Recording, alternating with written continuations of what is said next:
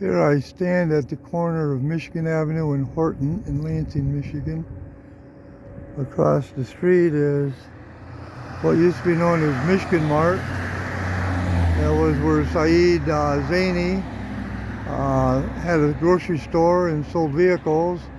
Also where Simon Zaini had an office that he ran his numerous businesses as far as leasing buildings and stuff like that. This is one that they had at that time too, that at the time that this occurred had been a dispensary.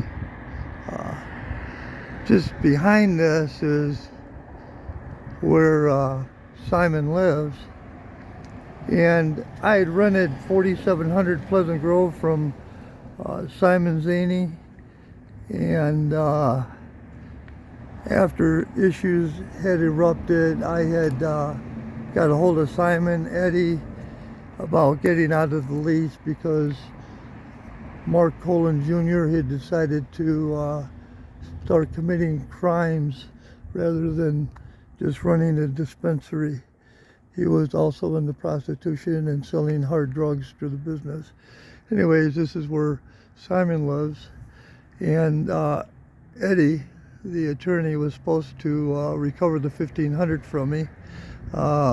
One time when it became an issue to get a copy of the lease, it was 1 o'clock in the morning. Eddie, Saeed, and myself were at Michigan Mart, and they were calling Simon to come over, and he come over yelling and screaming, and finally gave me a lease that had been altered somewhat. Anyways, Eddie got a hold of me after a few weeks and said he didn't have time to get a hold of Simon to get the money. He told me I needed to get a hold of him myself and see about doing that. Numerous texts back and forth didn't really get answered and no resolution. So I come over to talk to him about it, and when he answered the door, he come out screaming at me, yelling about the fact that how dare I come to his house regarding that matter. At the time I was pretty desperate for money after almost on the verge of bankruptcy. Finally I looked at Simon and I said, if you have no intention of paying me the money, just say so and I'll turn around and I'll pretend I never knew you. And he started screaming about how he never intended on paying me back. And so I turned around, and as I took a step off his front porch, he barreled into the back of me. I went flying off the porch, landing next to the sidewalk right there. I was able to twist my body and land on my back with my hands behind my head.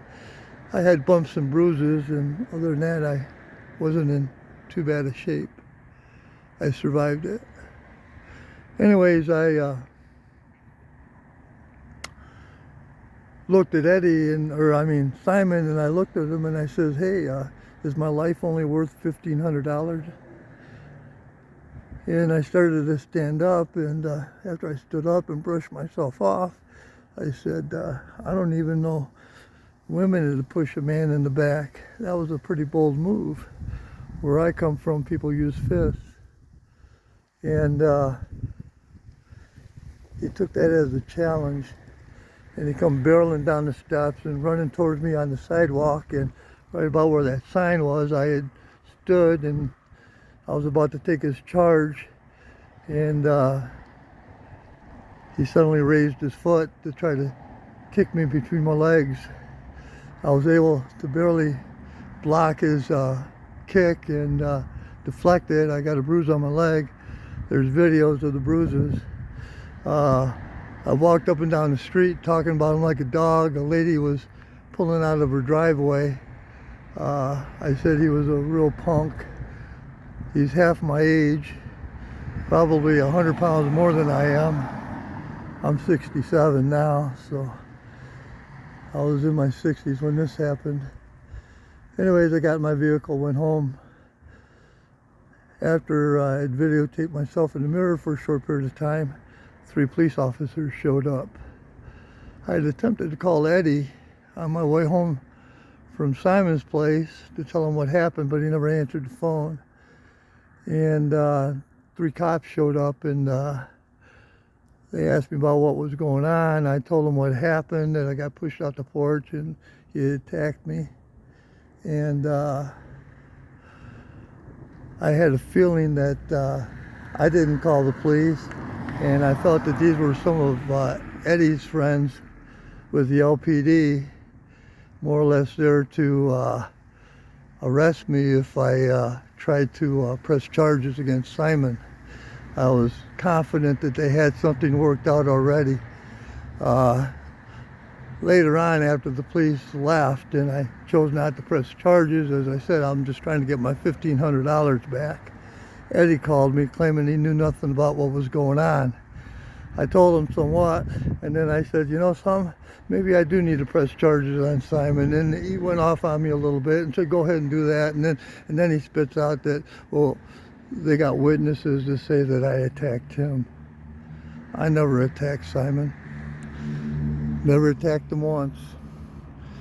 I have talked to Saeed a few times. Eddie later on said that get a hold of Saeed and they'd work it out as far as the money that was owed to me. Eddie has swindled me a lot more money than that with his lies too.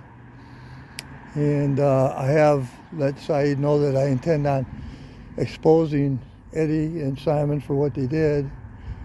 And they wanted to negotiate, and as I told them, this is what y'all did, and after that, I think Eddie told them, don't negotiate with them.